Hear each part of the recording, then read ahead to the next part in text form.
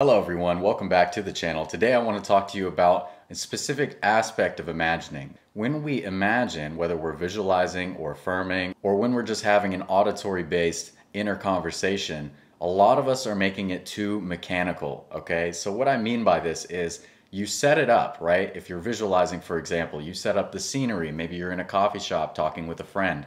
So you're making it vivid. That's a wonderful thing. You want to work on some details, right? So you can make it believable to your mind that you're actually there. So maybe in the coffee shop, you'll smell the coffee. Maybe you'll take a sip, or you see the face of your friend or family member taking a sip of theirs. You know their face, you can hear their voice, and you know how they usually behave. So you can act based on that within the scene.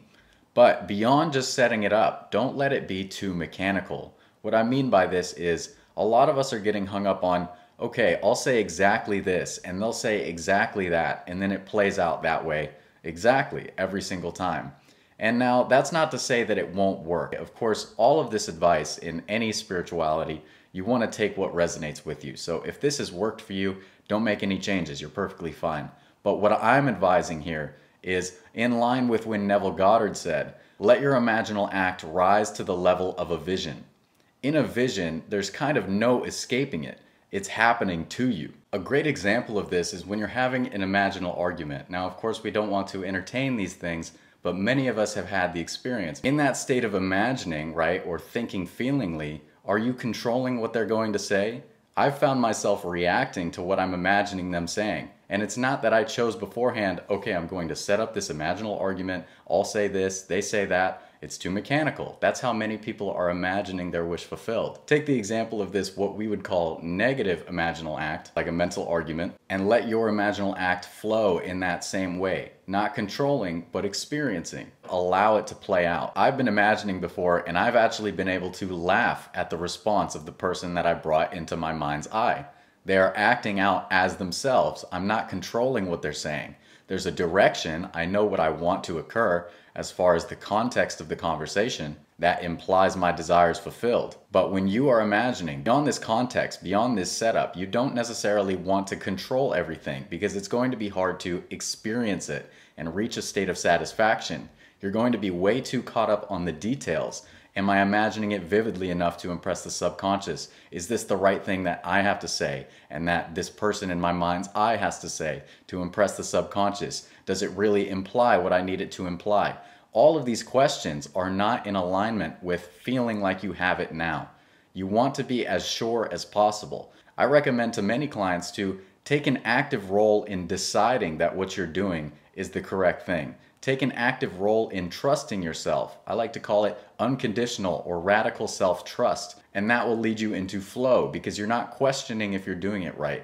You believe and you feel within that your inclination is to do your visualization or affirmation or scripting, whatever it may be, correctly. But when it comes to letting your scene happen to you, don't be too in control. Don't focus on having it be extremely vivid. It's good if you can, but if it's distracting you from getting into the feeling and actually reacting and responding in the scene as though it were actually real, then it's taking up too much of your mental space and it's going to be more like effort. And remember the law of reverse effort. You want to take the path of least resistance. There's resistance when you feel like you have to try really hard or you have to have it perfectly and experience it exactly like it's a moment right here, right now. Remember, feeling is the secret. Visualization is a tool. Affirmation is a tool. Scripting is a tool. All of these techniques are tools to help you feel into the reality that you can relax, feel a sense of relief, that your desires fulfilled now. Remember, if you're doing this because you think you need to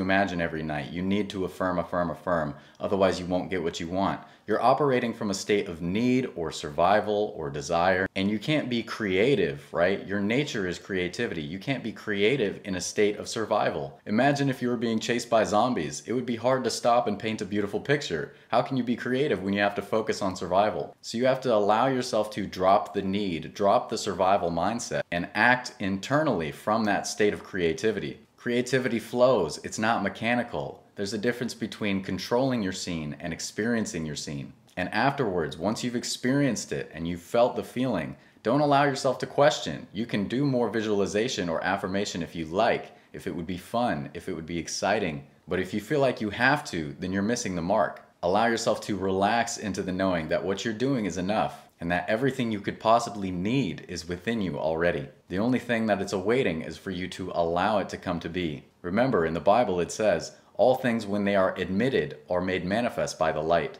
Admitting it, allowing it to occur within you, rather than forcing and controlling it within you. Remember, if you're like me, easy and effortless is the way to the kingdom. And another powerful quote, seek ye first the kingdom. When it comes to our desires and we're manifesting, often we get so caught up on the things, these material things of this world. And there's nothing wrong with that. Don't let anyone tell you that money makes you evil or greedy, or that having nice things and comfort and security isn't meant for a holy person. That is complete nonsense. But the problem is when you're not acknowledging oneness. The whole point of this is to be able to enjoy a wonderful relationship with God, which is yourself. This is self-realization. As you grow to understand that everything is within you, everything you experience physically is merely that self you are, imagination, reflected on the screen of space. So keep your eye on the ball here. Remember, you are God. Be still and know that I am God. That is the first principle of all of this.